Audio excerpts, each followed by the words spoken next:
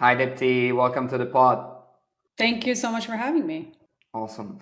Super excited about this interview. Tell us the story. How did you launch your business? And yeah, what does the business do?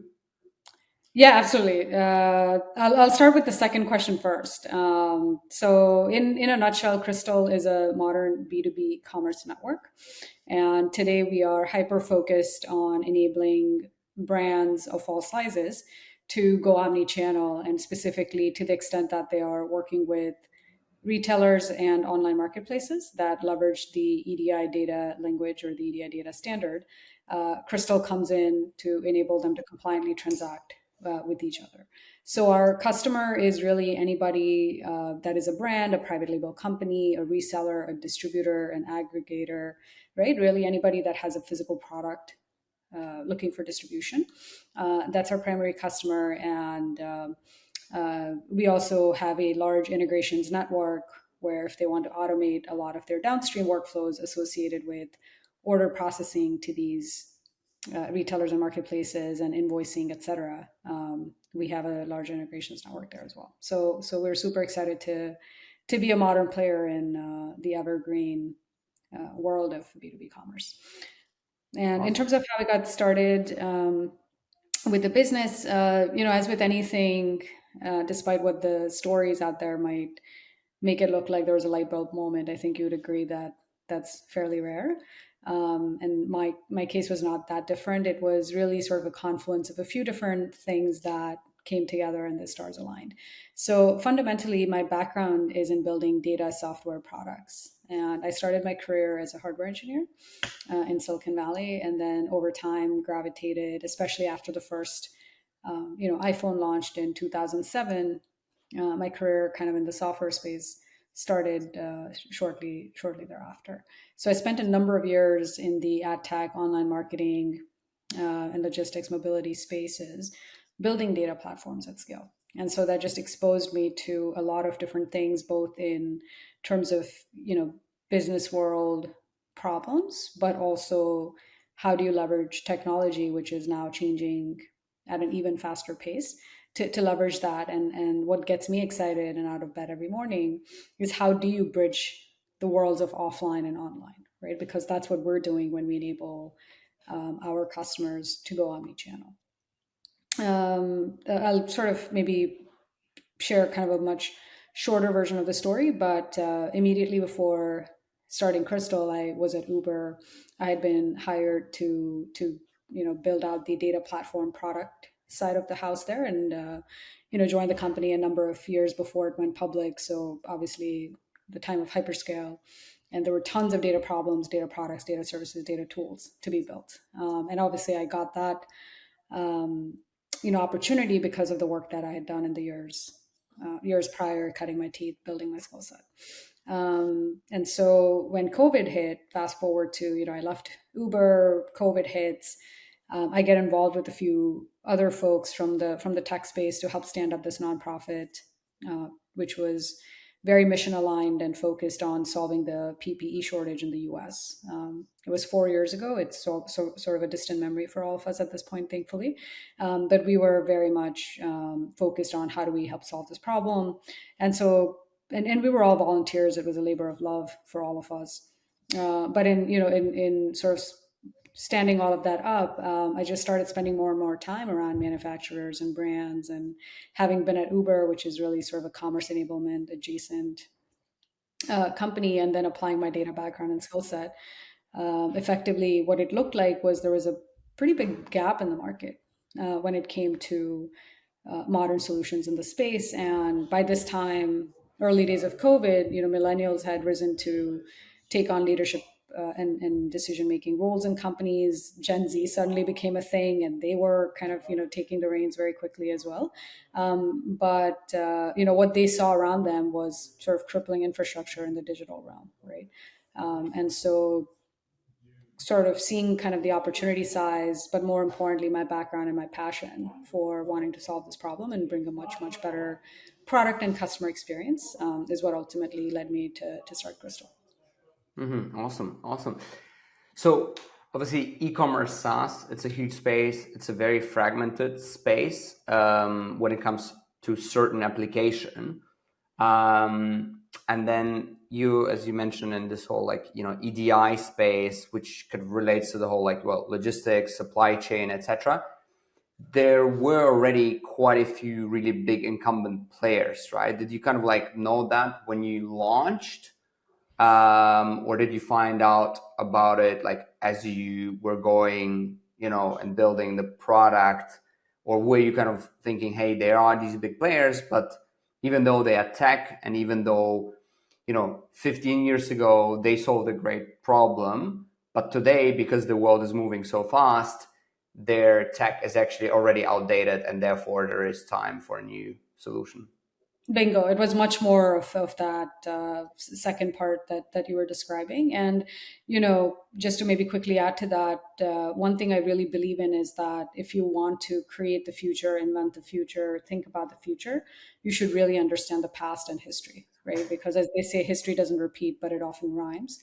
And so I'm a strong believer in understanding kind of, in any industry, what happened before, why did it work, why did it not work, and all of those lessons and learnings may not directly apply in the present and then in the future, but nonetheless it's important to understand it and study it. So we did exactly that. And so before we jump into how you build the business, how you grew the business, how you hired the first employees, etc., I guess the main difference today between your platform and the incumbents, and maybe even like other players who raised money, like what is it? Because ultimately, let's say the stores and the distributors have your software installed, right? The brands install your software. So there's obviously like the critical mass, and the network effect comes from a lot of players using the same system. But because you're a new player, like what makes you so much better, basically? Yeah, it's a terrific question. And I think sort of our lens is that historically the products that have been built in the space have not necessarily been product led or customer led, right? And it is very, very hard to describe what that means in the without sounding too abstract, but it is also the case that you know it when you see it, right? Mm-hmm. I think there's craft, there is you know sort of very deliberate prioritization of what to do and what not to do. And that I think that really is what has enabled us to, as you exactly correctly pointed out, that there is a big chicken and egg problem, right? Because we are building a commerce network, and the network effects are very, very real. And our customers and us as a business, we're definitely very much seeing the compounding benefits and effects of that network effects kicking in. But you've got to get started somewhere. And how do you get started? What do you prioritize? And that's so much more art than science. And I think this is where my sort of training as a classic sort of product manager, I would like to think, has played a role here.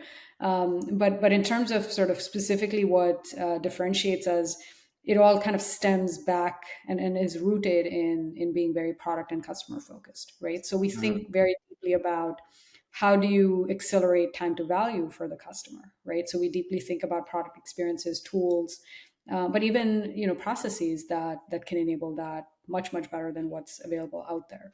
Um, we think about like you said or correctly said earlier, 15 years ago we lived in a different world. I will remind some of the younger folks on our team that today we take this API economy for granted, right?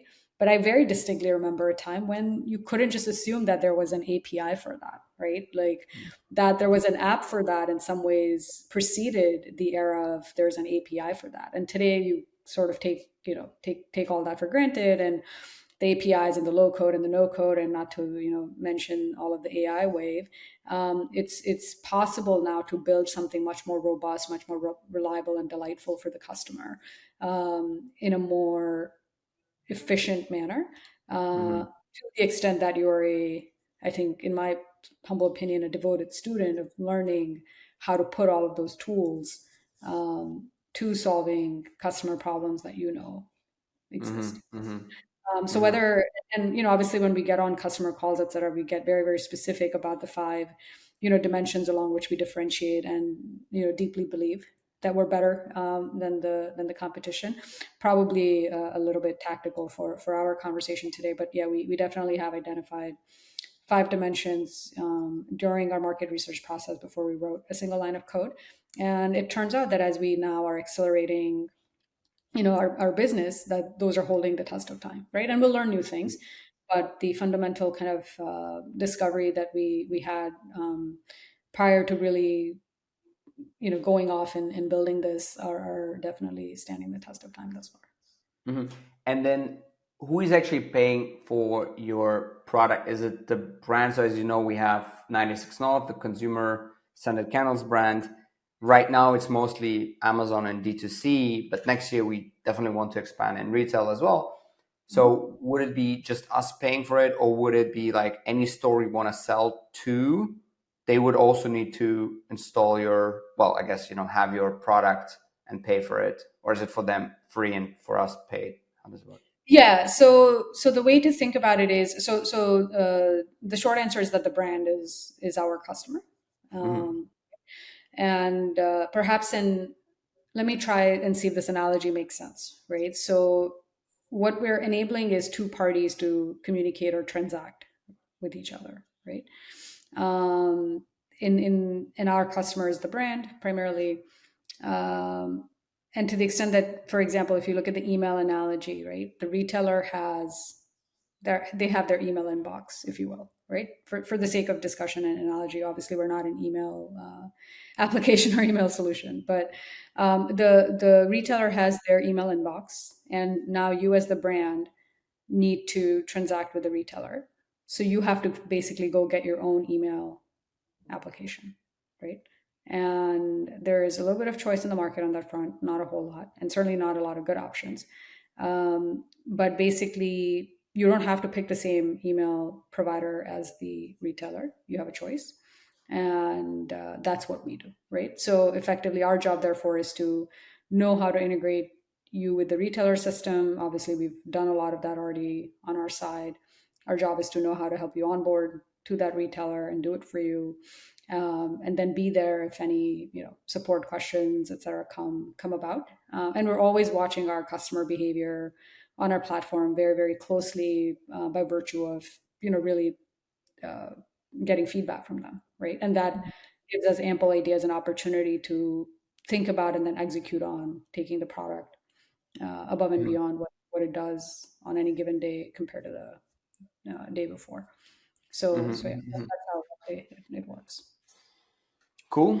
All right. So I guess maybe let's go back a bit then. And let's say you were, as you mentioned, at a nonprofit, right? And you realize there's this, gap in the market, or like, no good products out there, how to sell directly into, distributors and retailers.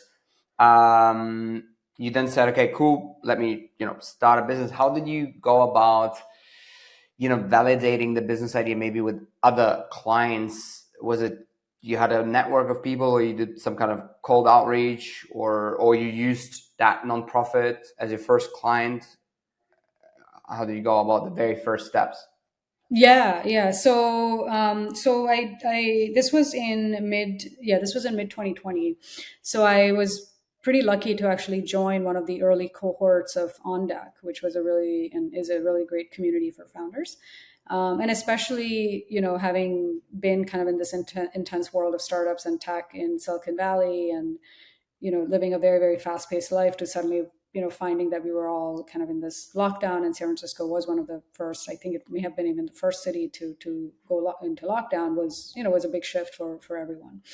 And so On Deck was completely virtual at this point, and it was such an enormously you know perfectly timed experience to have an opportunity to continue building out that community, and also leverage sort of the network there to be able to meet a lot of different folks. It was a combination of I think being surrounded by other founders and other entrepreneurial people in a community like that was very important to kind of keep that flame alive, right? Especially when you're still honing in on a problem space and things like that. The hardest thing is how do you keep the flame alive and the motivation sort of alive day after day. And so I think on deck was incredibly helpful in that. And then in terms of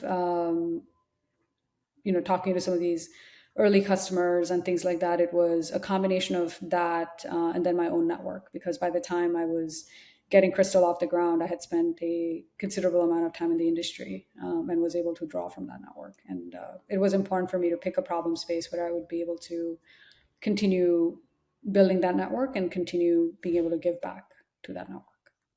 Mm-hmm, mm-hmm. And today, what would you say your main growth channels are? Obviously, you're still, working on it because you're, a seed business, but do you see anything like which already works? What's the mix? Yeah. Our biggest source of customers today has been customer referrals from existing customers, and we take that very seriously as a channel, right? Because you get one, then you get two, you get four, you get 16. It really has the power to Mm-hmm. compound, and so we take customer retention and happiness very seriously for multiple reasons. So that's been actually one of our biggest sources of new customers. And then it's interesting to see that this kind of topic and solution gets discussed on social media. And so we've had customers reach out, or prospects who are now customers reach out to us because they heard or they saw a post someone made very organically about the good experience they'd had with Crystal, right? So word of mouth and customer referrals to date are our Mm-hmm. biggest channels. We actually don't spend any money on paid ads, et cetera, at the moment. Obviously, that'll change, and we'll start experimenting with different marketing tactics. But those remain our strongest acquisition channels. Mm-hmm. And when customers sign up with you, do they leave the incumbent platforms, or do they sometimes have multiple platforms such as yours? Uh, Yeah, I mean, if they're switching, then usually their objective is to do a phased migration to ensure business process continuity. It is a shared objective, right? Because we're in a mission critical compliance space. We're not, every just speaking in the context of e-commerce infrastructure and e-commerce enablement, everybody has concerns around business continuity. But in our case, I think it's particularly delicate because there's a Mm-hmm. compliance aspect here, right? If business continuity were to be disrupted at any moment, it actually results in financial penalties for our customers, and so we take that responsibility very seriously. So to the extent that they're doing migrations, which happen, we encourage them to do it in a phased manner so that we're systematic about as systematic as possible about it. And then more or less we are a rip and replace platform. Mm-hmm, mm-hmm. And then the typical size of the brands you work with, they tend to be, I guess, on the larger side, right? Because I guess like until you have like a lot of volume or like a huge amount of SKUs, you like many people just maybe even use email still, no? Or I guess so you do work with larger brands, or actually like in order to work with certain retailers, you have to be on an EDI system. Yeah, it's actually that it's Okay. actually a mix. So sort of the theoretical description of our ideal customer profile is brands doing 1 million to 100 million in sales, but we actually have some customers who've done multiple hundreds of $1 million in sales last year, as an example. And the smallest brand that I can recall, as it were, when we first signed them, and actually they migrated over to us, um, is they were doing $250,000 in sales per year at the time. So the range is vast, and the reason there is that sort of a range is because some of these customers are migration customers. Some of these customers, depending on the product categories and the retailers and marketplaces that they're looking to sell into, require digitization, basically, right? Uh, Mm-hmm. because even if the brand could receive an email and complete the process, back and forth that way, that is not desirable on the other side, because now they're having to coordinate this effort across hundreds, if not thousands, of suppliers. So there's definitely one of the tailwinds that started to take place actually beginning of last year, which completely coincided with our early emergence in the market, is that there's been strong tailwinds around e-invoicing and mandates from retailers and marketplaces to go digitize these business processes. So that's Mm-hmm. definitely an exciting tailwind for us. Got it. Yeah, that's awesome. That's awesome. And then looking at your team, it's fairly small still. I guess is it on purpose, just because you kind of still hone in more on the product, and then I guess once you raise your Series A, that's when you want to like build out the team more, or why did you keep the team relatively small? I think. Yeah, it's because I think for the large majority of my career, I grew up in environments where, not specific to any place I worked at or didn't. It was just the nature of the era, where headcount and real estate square footage were vanity metrics, right? And I think we've all realized that those are just that; those don't mean anything. And it is almost to the point where you could almost not guess the expanse of our network or the feedback, the quality of feedback we get from customers about our experience, or about their experience with our platform, or the types of partners that are signing up with us, if you were to just gauge that based on headcount. And we've kept headcount deliberately very, very tight from the get-go. it Mm-hmm. is Mm-hmm. it is not a surprise when open the news and you'll see these founders lament, being like, oh, we're moving so much faster now that we've um, sort of shrunk the size of the team. And it's like, well, if you've run teams in the past, if you've been on cross-functional efforts for any amount of time in the industry, and I certainly have been, that smaller teams are better. Smaller teams of highly motivated, highly competent folks will beat a bigger mediocre team any given day.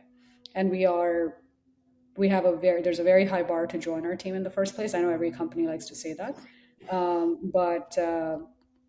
but again, I think that comes through in the speed with which we've built the platform, the speed with which we evolve the platform, the speed at which we've been able to onboard and acquire and onboard customers, new partners signing up with us. Like, the proof is in the pudding, right? It's all very measurable. It's all very tangible. Um, and in fact, when I left Uber, which was late 2019, uh, the first book I bought, and this was pre-COVID, this was pre-AI, this was pre a lot of things. The first book I bought was Company of One, and the reason was that I have always believed that meaningful meaningful businesses can be built and sustained by one person, and significant businesses can be built by teams of 20, 30, 50 people, right?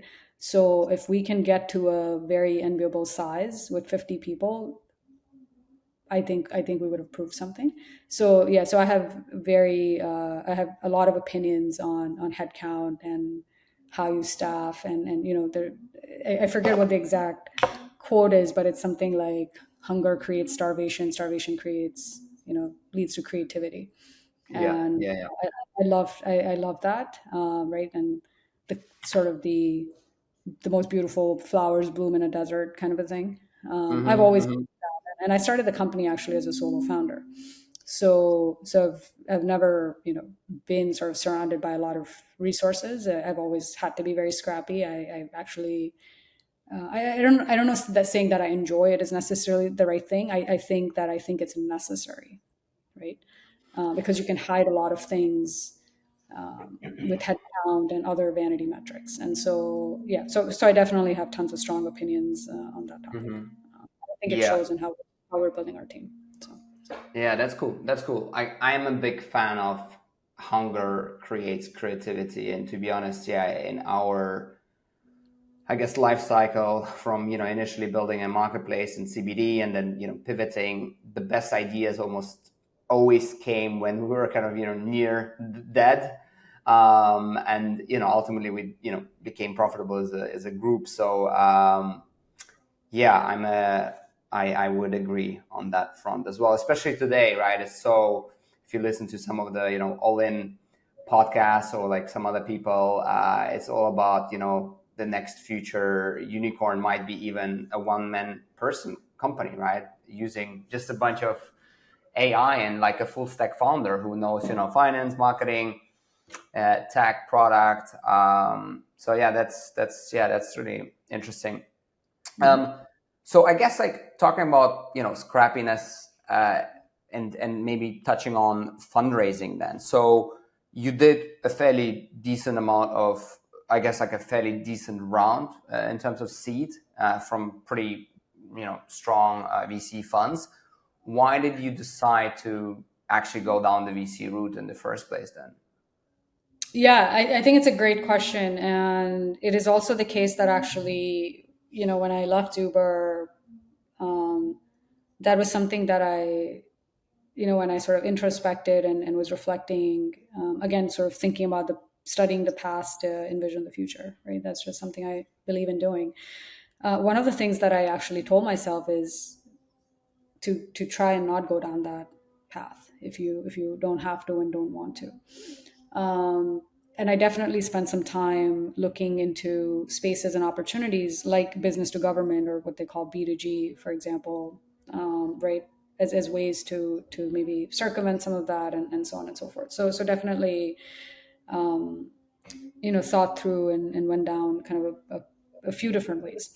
Ultimately, what I sort of came down to was, if you and then again, not you never know the full potential of a business when you first start it. You have hints and indications, but I think the goal of any entrepreneur should be to leave an industry and a market bigger and better than they first found it, right? And my thought process there was, if that's what it was going to be, then no one does it alone, and there is an important role that smart capital plays. And what I can do there is to combine smart capital with operational excellence and just operational chops, which is to be enormously careful with how we spend that money, right? So I still take flights. Firstly, there was an embargo on myself to attend conferences, events, etc. So it's only this year that I'm starting to attend events and so on and so forth, right? For good reason, because business is now starting to pick up and happen IRL a little bit more, which is good. But there were just very strict rules because, right, there was role modeling. I knew that if I was present and showing up every day, that would set a certain tone and a certain pace and a certain velocity for the team, and that was very important to me. Stuff like that is extremely important. I definitely spend other people's money 10 times more carefully than my own, which also I spend, I think, pretty carefully. So that's basically what the realization I had, is that I wanted to leave this already big market bigger and better than I had found it. And if so, then smart capital plays a role. There's people that make things happen, and we want them in our fold. But then that I should be the steward of that capital and spend it super responsibly. Mm-hmm. And then, so did you find it play out as you kind of wanted it, in terms of, have the VCs actually added value so far? Absolutely. 200%. I would definitely like to take this opportunity and give a shout out to Mosaic General Partnership, which was known as Mastery Ventures, when they first found us and invested in Crystal. And really, I mean, there's also a number of angel investors, super angels, et cetera, that have been enormously helpful. But as the firm that led our seed round, I'd like to give them a massive shout out. There are definitely days when I feel like they believe in me more than I believe in myself, and I don't think I'm short on self-belief. But it gets to the best of us sometimes. So yeah, they've been incredibly helpful. The entire base of investors has been helpful. I know there's sort of the Twitter meme about VCs and helpfulness and things like that. I think memes and stereotypes are just that, and they do exist for a reason. But so far, that has fortunately not been my experience. Maybe that changes as time goes on, but and yeah, you're right. There is obviously, especially because the funding environment dried up a bit, right? And people are basically criticizing VCs and questioning how they actually add value, etc. But like, maybe you can be a bit more specific as well. Like, what were, for example, like great value add moments of your VCs, or also the super angels? Yeah, absolutely. Customer introductions has been one of them. Uh, when you're building a product, forget a company for a second, because when you're in the early stages, you're much more focused on building the team and the product, right, and serving customers. The company building is happening, but in commensurate with the stage, right? But everything from PR to legal resource to who could be a good fractional CFO to, hey, it's time to bring on a more industry embedded executive advisor. So let's talk to some of the top recruiters in the space, right? And actual so I think and even product strategy. At one point, I distinctly remember when we were still in stealth, there was this one, in hindsight, trivial feature that I was thinking to myself, how are we ever going to roll this out to market? And I remember just kind of telling them this on a call one day when we were like, hey, what's really on top of mind? I was like, I know this sounds weird, but this feature, I have no idea. And I think their response to it was, it, I don't have an exact word for it, but it immediately sort of calmed my nerves. It allowed me to sort of step back and take kind of a bigger look at everything that was going on. And I can't tell you that feature launch came and it went, and it was very successful, and it's an integral part of what we do.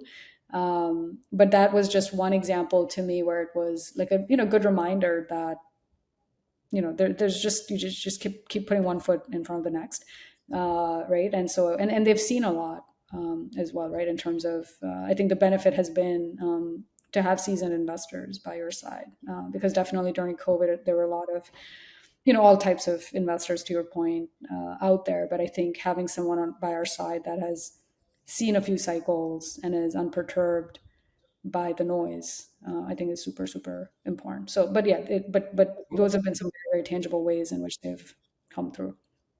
Yeah, that's awesome. All right, so let's maybe move to challenges. Tell us, what has been so far the most challenging thing in your business, or yeah. Yeah, I mean, I think with perhaps not unique to our business, especially in these times, right? I think there are two sort of things which are related to each other. But one, I think, yeah, just the macro, you know, instability. But I also like to remind myself that we're very fortunate to live where we live and to be able to build a business where we do it. Right? There are most other parts of the world make it much, much harder, to the point of it being impossible, right? So I always like to I think that always gives perspective in terms of, yes, we have challenges, but they're not insurmountable. You have to be patient. You have to just keep working at it. So I always sort of keep that perspective in mind. That said, I think just the macro conditions, the wars, just the global instability, and inflation. We have an upcoming election here in the U.S., right? Those all just contribute to sort of a general, sort of a low key, sense of who knows what's really happening tomorrow, kind of a feeling, right? So I think, but that's all that's true for most of us. The second one, which also I don't know that it's unique to us, is always determining. I kind of talk about like the 100 monopoly, dollar bill internally, right? Which is like, yes, there's many things we should be doing right now, but if we were to have 100 monopoly dollars, how are we going to allocate that, right? And some things you just have to experiment. You can't say, well, if I put 5 monopoly dollars towards this, I'll get 50 cents back or $5 back or 5,000 back, right? You can make educated guesses, but you can't do that for every single thing. So I think it's really sort of resource allocation and resource prioritization. Which one do you prioritize? Because it's all ultimately drawing from the same pot, right? Whether it's marketing budgets, whether it's headcount, whether it's events, whatever it might be. So I think just sort of what's kind of strategic, resource allocation is always kind of an ongoing Mm-hmm.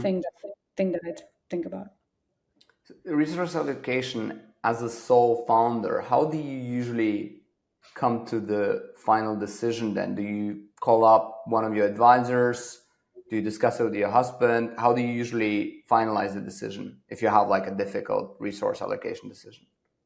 Yeah, so I am no longer a solo founder. I actually, our first hire, 2+ years after he'd been on the team, I actually, um, you know, basically went to our board, and together we agreed within a matter of, I don't know what it was, 4 seconds, that we would like to recognize him as co-founder going forward. And so we've done that.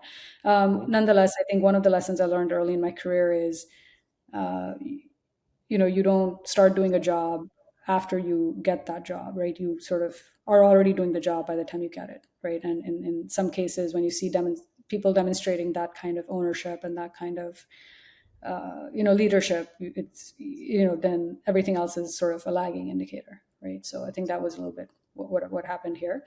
But ultimately, I mean, there are decisions which are singularly mine. I think one of the things I will say I have going for me is, for better or worse, I'm pretty decisive. There are definitely some things. I'm sure folks will tell you, that I will take longer, and usually those are pertaining to hiring, right? Uh, those are things I tend to be more deliberate about. But other than that, on a day to day, I move pretty quickly. Mm-hmm, Right. mm-hmm, So in terms of, and it just really depends on what the question is. Some stuff I've just seen before many times over, and I don't necessarily feel the need to consult with too many people, and I'll just go ahead and make that decision. There might be something that is pretty specific about the present situation. Definitely, I'll have my co-founder, we'll talk it through and make a decision that way, or at least I'll run it by him and be like, hey, am I like, just do a sanity check with me here, right? What's going on? For some things, our lead investors are incredibly helpful as a sounding board, to go run it by folks. And then there are some, even in the angel investor base we have, there are some folks who've just naturally historically had a stronger product background, or a stronger sales background, or a product data science background. So I'll kind of ping them and kind of leverage them as a sounding board. So it really just depends on what's going on. But I think the thing that I'm slowest to make a decision around, which I think is for good reason, is around marketing spend and on headcount. Those I tend to be very deliberate about. But pretty much everything else is, as long as you have a sound rationale for why you want to do it or not want to do it, I think that's super important. I have to be able to explain it first to myself and then to the team, etc. But if it passes muster on those counts, then it's not a very, I don't think it's a very time consuming process on my end. mm-hmm. Yeah, makes sense. Yeah, on the hiring, it's hire slow, fire fast, right? Um, okay, cool. So let's move on to our quick fire questions. So what book would you recommend to other SaaS founders? Yeah, one book that I read, it's now a long time ago. I think I read it over 10 years ago at this point. Was this book called Behind the Cloud, which was basically the origin story of Salesforce. Right now, Salesforce obviously has been around for quite a while, and some of the founders today probably weren't born when the company was founded, but it was such a significant and transformative company for when it came to be, and things like that. So I actually really enjoyed reading that book. I think it's stayed with me. Another book that I really like, and in fact it is one of our Crystal team books, which is the Checklist Manifesto. And it is something that we are pretty sort of insistent upon internally as a culture, is if you're undertaking anything meaningful, you have to have checklists, or else it's not happening. Show me the checklist or it's not happening, right? Because we're building this enormous data platform, and there's just so many nitty gritties, or even if you want to refresh the website or whatever it is you're doing, you've got to have a checklist. That the book Checklist Manifesto is I think an incredible book. And Awesome. I've been in the midst of reading Principles by Ray Dalio, but I'm not nearly far enough along to have an opinion on it right now. Mm-hmm. Yeah, the checklist manifest. I've actually never heard of it, so I just added it to my list as well. Awesome. Who is an entrepreneur, business leader you admire the most? It's I think there's some truth when they say don't meet your heroes or something like that. So on the one hand, I don't know that there's any one particular person that I really look up to. But someone who I think if you're on Twitter, someone you probably know in the tech circles is a founder named Sarah Moskoff. And I early on, I sort of drew a lot of strength from just her personal story and entrepreneurial story to remind myself that everything gets built on the shoulder of giants. And so I don't know that Sarah knows who I am, but I'd like to give a shout out to her because I think she's pretty phenomenal. Cool, cool. And then what's the best piece of advice you've ever received? Yeah, I think the best piece of advice is trust your gut. It is so cliched, but if something is not sitting well with you, it is for good reason. Please listen to your gut. I feel like any mistake I've ever made when I've tried to do root cause analysis, it's always come back to me going against my very basic gut instinct. So trust your gut. Okay, awesome. And then finally, who do you want to see on this podcast? I think Sarah could be a great guest. So. Okay, I'll try. Amazing. Look, this has been super interesting. And yeah, excited, and thanks so much for joining. To finish off this episode, a little promotion from our end. NUOPTIMA is an award-winning marketing agency for B2B SaaS businesses. We work with companies backed by YC, Sequoia, Carlyle, Lightspeed Ventures, Northzone, and many other top VCs and PE investors. We work with venture-backed, private equity-owned, and bootstrapped SaaS businesses all around the world. Reach out to us and book a call in the description below so we can optimize your growth journey. If you have a fellow founder, if you have a team member, if you are part of a Slack group, Telegram, or WhatsApp group with other founders that could get value from this episode, please share this episode with them. We want to help as many founders as possible to scale their business. Thank you for joining us on this journey. See you in the next episode.